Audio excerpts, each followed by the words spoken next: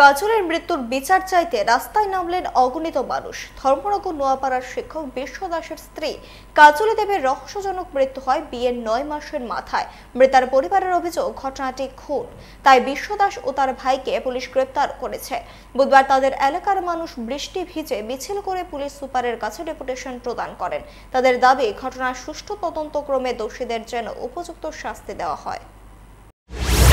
যে আপনারা নিশ্চয়ই জানেন যে গত 5 দিন পূর্বে আমাদের নোয়াপাড়া প্রগতি রোড এলাকায় জীবনধারার অপোজিটে বিশ্ব দাস, সে নভেম্বর মাসে বিয়ে করেছিল সেই নোয়াপাড়া অটো স্ট্যান্ড এলাকার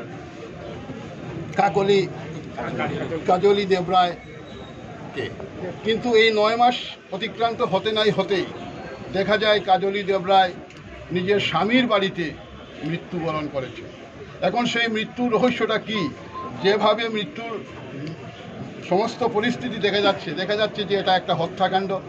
তাই আমরা হত্যাকাণ্ড না কি ঘটনার সঠিক তদন্ত করে দোষী যারা তাদেরকে কঠোর শাস্তির দাবিতে আজকে আমরা মাননীয় এসপি মহোদয়ের কাছে আমরা ডেপুটেশন প্রদান করেছি।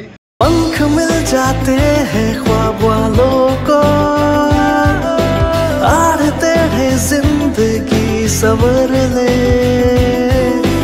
ऊंची ऊंची उड़ाने मुस्काने, उस मीठे पल का भरोसा तू कर ले।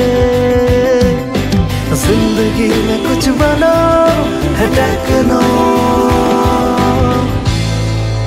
Techno College of Engineering, Agartala.